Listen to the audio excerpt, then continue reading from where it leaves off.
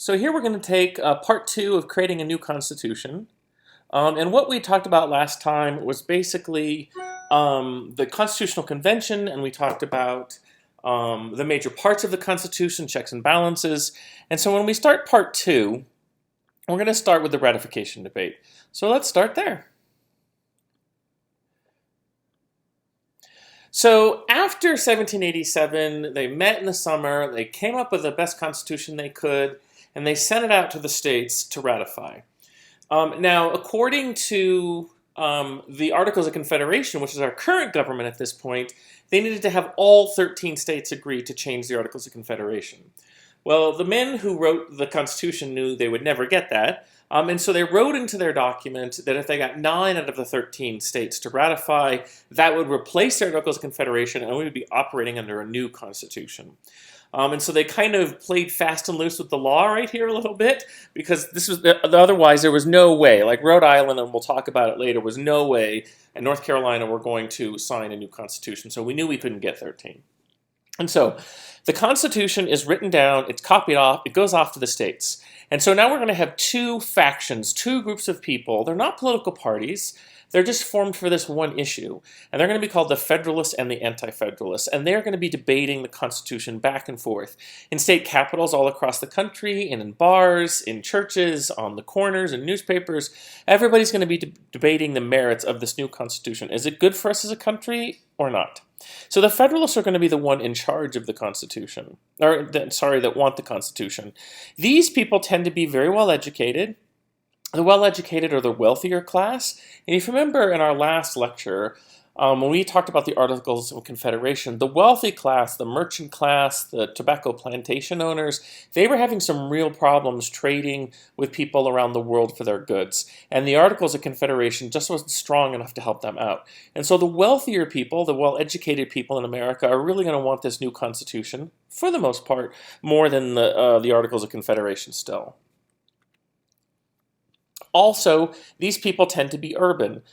We see that if you look along the coast here, the Federalists are in this they're in this color down here that is, I don't know, I'm horrible with colors, this kind of cream color right here, orangey. And so they tend to be, if you look here, they're along the coast in urban areas, because these are the people that depend on trade the most.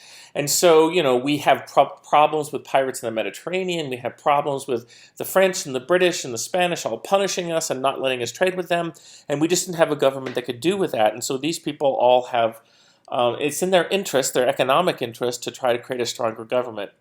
In addition to that, we talked about Shays' Rebellion in Massachusetts, and the wealthy people there were upset because the poor people were rising in rebellion, and the national government, under the Articles of Confederation, just didn't have the power to help raise an army and put down these lower class rebellions. And so what I'm trying to put forward here is that the upper class element is really going to be in favor of a stronger constitution, and so they're going to make up the leaders of the Federalist faction. Now let's talk about the Anti-Federalists. This faction is just kind of coalescing around opposing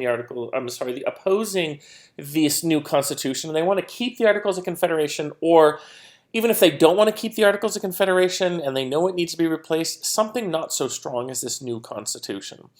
And so they're going to be the opposite of the Federalists. They're going to be people who live in the countryside, as you can see in the blue color here, the people in the countryside. And these people are farmers who are poor. Because they're farmers, they're uneducated. They don't want a strong national government that could put down future lower class rebellions, like Shays' Rebellion. They don't want a stronger national government that could have some strong, powerful national currency that would be hard to pay off. They want to be able to have the freedom to do what they want without the national government telling them what to do. They want to have paper money that they can put pressure on their states to print paper money, which is going to be easier for the poor farmers to pay back. Not some national government that can enforce a really hard to pay back currency. And also we have this idea of states' rights. They don't like that the national government is going to have so much power. Some far off government somewhere is going to have all of this power and the states will have less. And for these people, they think that the new constitution is kind of a betrayal of the revolution, right? We fought the revolution to get away from a strong national government that was some far off place. And now we're just replacing it with another one just a few years after the revolution? No, thank you. And so we have this real debate going on. between people who like it and people who don't like the new Constitution. And then last, we have these people who were local politicians. Right? If I'm a politician from New York, and the state of New York has a lot of power under the Articles of Confederation, because all the power's at the state level, I don't want to give up power to some far-off national government where the national politicians will have all the power.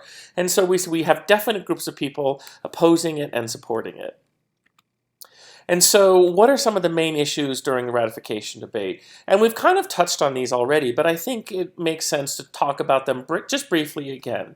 So it says fear of the loss of local power to our national government, right? We had just talked about that, how we had fought against the King of England and Parliament having too strong of a government, and we're really questioning. We read the Constitution, it's been published, and does it give too much power to the federal government, to the national government? I mean, they have the power to declare war, they have the power to raise an army, they have the power to tax, they have the power to enforce the laws, they have a judicial branch. All of these things, which the Articles of Confederation did not have, like maybe that's too much power to give to some far-off government, and maybe we're going to have another king again. And so no, we believe in states' rights. The state should have all the power, not the national government. And so here we see is a debate that's still going on today in America, is how much power should the federal government have versus the state governments. And as we will go through this American history course, this will really be one of the major things that divides the future political parties in America, is this issue of who should have the power, the states, local power, or the national government, federal power. Right. Another issue that comes up is, does this new Constitution really help us solve our trade issues? If you remember, under the Articles of Confederation, England was dumping a whole bunch of cheap products on our shores, and we couldn't keep them out. We didn't have the power to tariff, to tax imports. Well, this new government does have the power to do that. And so the people who would like to create businesses and create industries, they really like this new Constitution because it has the power to tariff foreign goods, so we don't have to compete with them here among American customers. And so we like that, right? And so this is one thing that people talk about as far as the economics go, right? Also, if we are able to raise taxes, we could also then repay some of our loans to France or to Spain or to the Dutch, right? And then maybe they wouldn't ban us from trading with their colonies anymore. And so this means even more business for the United States. And so we really see how the business community, the urban community, the elites are going to really push for this Constitution. For farmers, they might like that we might be able to trade our food with other people, but it doesn't seem like it weighs against the idea of a stronger government that could put down farmer rebellions like Shays' Rebellion. And it doesn't seem like the trade-off isn't as good, because even though we might have more places to sell our crops, well, we really want paper currency and not some national currency that's going to be hard to pay back. And so there's all kinds of economic arguments running back and forth among the two sides. Right, and we talked about the whole piracy issue, and if we have a strong national government under this Constitution that can raise taxes, they can create and will create in the future a navy. And so now merchants don't have to worry about their ships being abducted in the Caribbean or in the Mediterranean, and so this is really going to benefit, like I said, the merchant class. And so, we've talked about this idea of tyranny because, so for number 3 here, we look at the executive branch, and the executive branch of the presidency, it didn't even exist under the Articles of Confederation because we were afraid of creating a king. But in the new Constitution, the power of the presidency is very big, right? He is solely in charge of the military, which that seems very dangerous stuff to have one man in charge of the military. He also has the power to veto laws. That seems like a lot of power to give one person. And so this is also a major debating point with people who say no to the Constitution because they think that it just gives the presidency too much power. We go from no presidency to a presidency that's almost like a king. One man controlling the military, one man being able to veto things. Of course, the Federalists counter, like, no, don't forget, Congress can override the veto. And don't forget, if we fight a war, as we saw during the Revolution, you have to have one central person in charge to kind of direct the war. So this is something we really need. And so we're arguing back and forth about the presidency. Is it too much power for one man?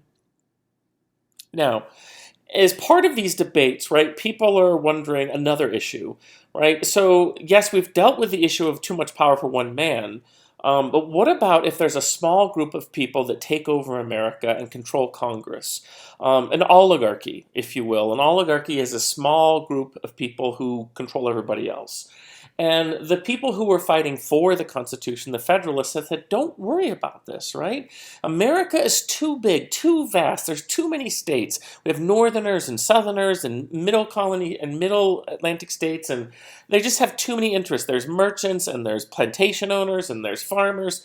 There's so many different kinds of people in America, whether they be Dutch in background or English or French or whatever, that there's never going to be anybody that can unite or take over because America's just too diverse.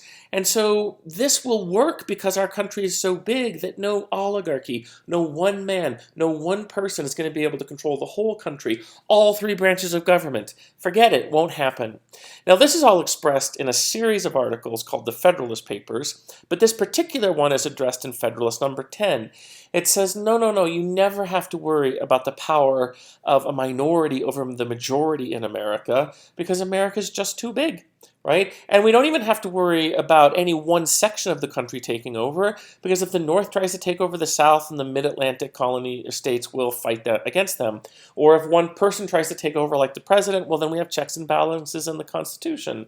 And so America's sheer size, that such big, large population and diversity is actually going to be a wonderful check on any one person taking over. We'll talk more about the Federalist Papers in a minute, but this one particular Federalist Paper is very important, Federalist number 10, and it's dealing with this issue of checks and balances and majorities and minorities, and having a large country is the greatest way to protect your liberties because, again, just the country is too big for any one group to take over. All right, so we've had these debates for several months now in 1787 and 1788, and one by one the states are going to decide if they want to ratify the Constitution or not, if they want it to be their new government. And right off the bat, four population states ratify. We have Delaware, we have New Jersey, Connecticut, and Georgia as represented by these pictures, and they ratify because they think, not that they're big proponents of the Constitution, but they think that this might be the best deal that the small states will ever get. Because if we have to go back to the drawing board again and write a whole new constitution, well, maybe the big states are going to dominate, the big population states, and all of the power in the government will be vested by proportional representation. In other words, the more people you have, the more power you have in Congress. And they're like, no, we don't want that to happen because they would always bully us. They said, at least in this new constitution, the small states have power in the Senate, right? Every state gets the same amount of votes too, and that might be the best deal we get. We don't want them to write a new constitution where all the power goes to the big states. No, at least in this constitution, the small states have the Senate, so we're going to say yes while we can. So we get 4 states right off the bat to say yes to the Constitution, so that's 4 down. We need 5 to go to make this our new constitution. And if so, you notice that all of these states were small states. And so in order for this Constitution to really get ratified, we have to have at least one big, powerful state say yes to make it easier for the other big, powerful states to say yes. And so that state is going to be Pennsylvania. It has a lot of people. It's got a big economy. And so the vote comes up in Pennsylvania. And it looks like Pennsylvania has just barely enough people that are Federalists that are in support of the Constitution to ratify it. However, in Pennsylvania, they have this rule in the state of Pennsylvania, it's called a quorum, which means you have to have just a certain amount of people to show up for it to be a valid meeting. Well, the Anti Federalists knew that the Federalists had enough votes to pass, but not enough people to have an actual quorum. They had a pretty high quorum number. And so the Anti-Federalists refused to come to the meeting. If we don't go to the meeting, we don't have enough of this idea of a quorum, and so we can't take the vote. And so the Anti-Federalists are sitting in this bar, and they're like, haha, even though the Federalists have the numbers, they don't have enough. They have enough numbers to pass, but not enough to actually hold the meeting, to have a quorum. So that's how we're going to win. We're just going to not show to the meetings where they can't hold the vote. Well, if a couple of the Federalists are sitting there and like, well, why can't we take the vote? Like, well, you don't have a quorum. Well, where are some of these Anti-Federalists? Well, they're next door in a bar. And so the Federalists march into the bar, forcibly grab some of the delegates the Anti-Federalist delegates and drag them into the meeting room. And they say, all in favor, aye, aye, all opposed, nay, nay. And so now we have barely enough people to have a quorum, to have an official meeting, and that's how we get the Constitution by some physical force in Pennsylvania. And so now we have our first big state, so that's 5 states that have ratified. And so now we go to Massachusetts. Now, Massachusetts is not a big state in size, but it is a big state in economy and population. And so, Massachusetts has kind of led the way to revolution. It's the cradle of American democracy. And so this is a big symbolic and population state we need to get. And so when I say here that the spirit of 1776 is still strong in Massachusetts, if you remember these blue areas here, these are where the Anti-Federalists are really strong, kind of in western farming country of Massachusetts. And this is where the Shays Rebellion was. And so there's a lot of poor farmers out west who do not like this Constitution, right? The new Constitution gives too much power to a central government. And if the farmers want to rise up again in rebellion and rise up against an oppressive elite controlled government, they won't be able to do it because now the national government, if this passes, will have the power to create an army and the power to, put down rebellions, and they have the power to create a national currency, which is not going to be the cheap paper currency the Shayists wanted. And so there's a lot of people who are saying no, no, no to this Constitution. Plus, right, the spirit of 76.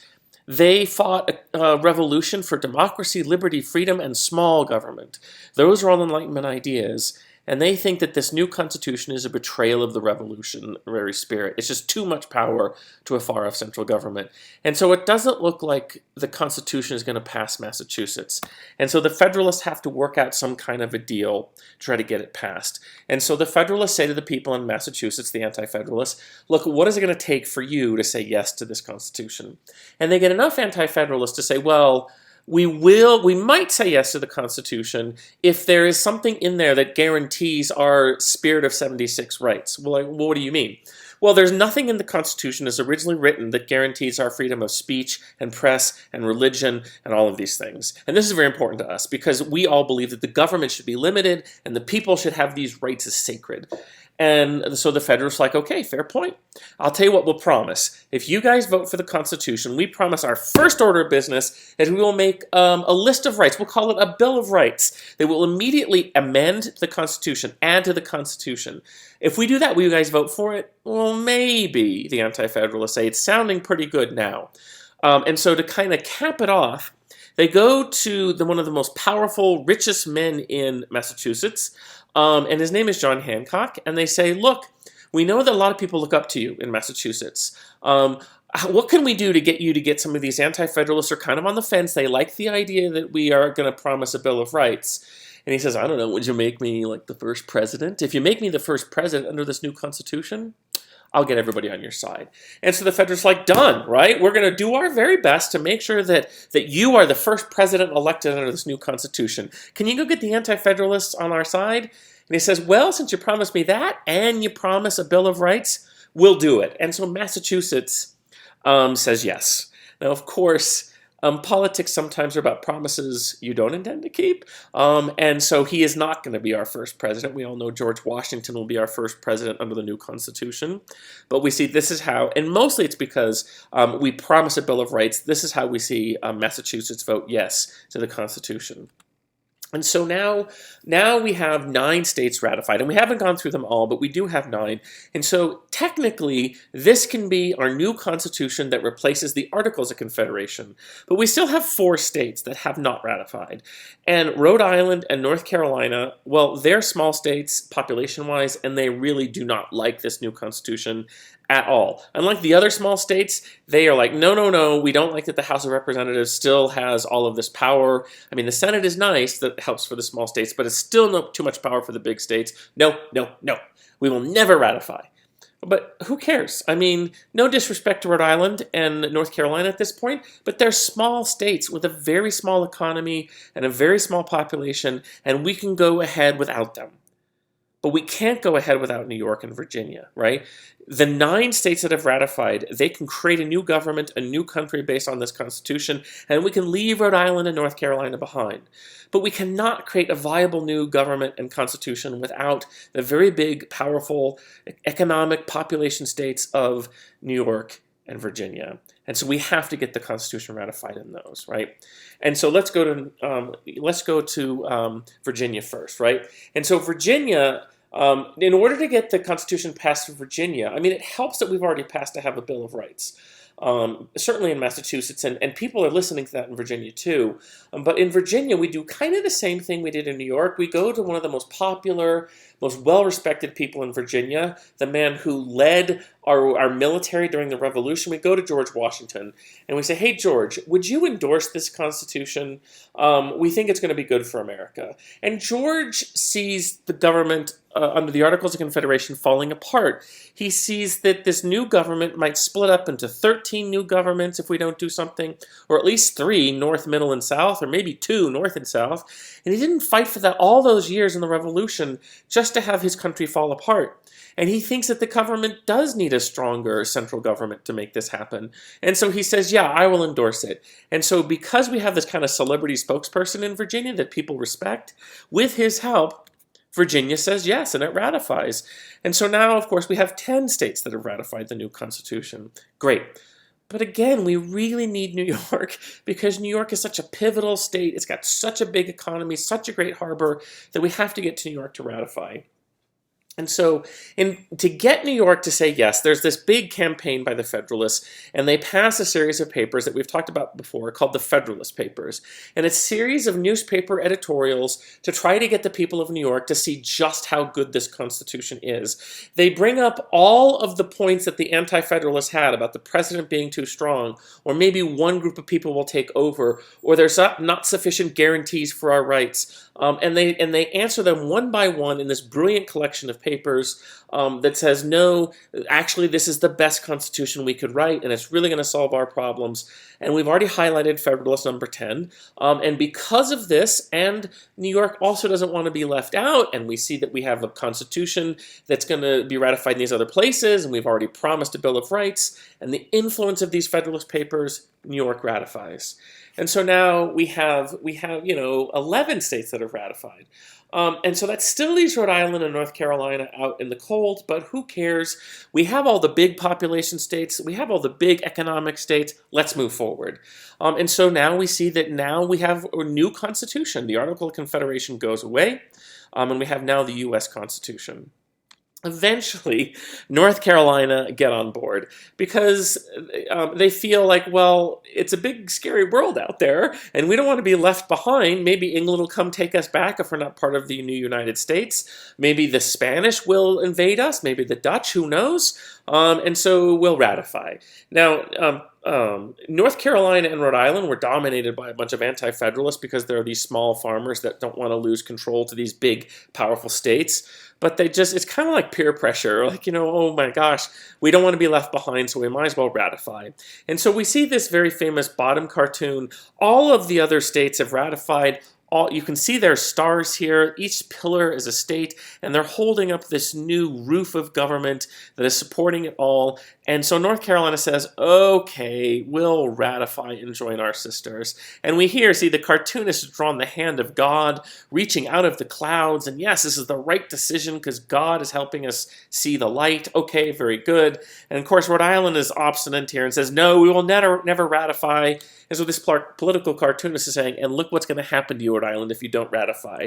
You'll be all on your own, and you will fall apart and crumble, and you can't be a country on your own. And so eventually Rhode Island ratifies as well, and that gives us all 13 states. So we have a new constitution, right? So let's look at their learning objectives. Describe the type of people who supported the Constitution, the Federalists. We said that they're primarily rich people. They're people that live in cities, the people that are merchants, people that depend on trade a lot, and people that are afraid of what will happen if we don't protect property, if we don't have a strong government that can protect trade and wealth and land. And we have seen the problems that happen with the Articles of Confederation, and we need to improve it. And of course, we talked about the Anti Federalists, who were afraid of the new Constitution. They thought it went too far. It gave too much power to the presidency, too much power to the national government.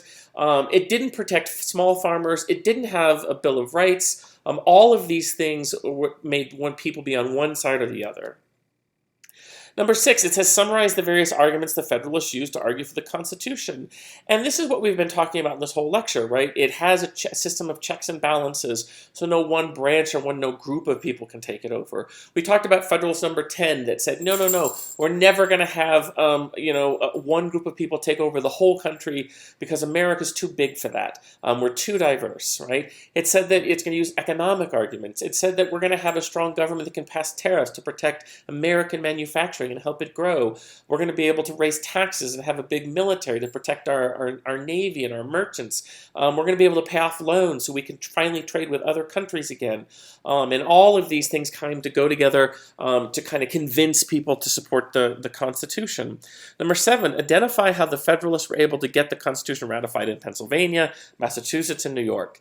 So in Pennsylvania, we talked about kind of forcefully bringing some delegates in so we could get a quorum, and they passed. In Massachusetts, the big thing there is that they promised a Bill of Rights to the people of Massachusetts, and they promised John Hancock we would try to help him get to be president if he said yes. And of course, in Virginia, even though it's not on here, George Washington's support helped it. And then in New York, the big thing here is just to know about the Federalist Papers and the critical role that played to really kind of distill and crystallize the Federalists' reasons for this, to help convince people to support this new Constitution. And that is it for the lecture.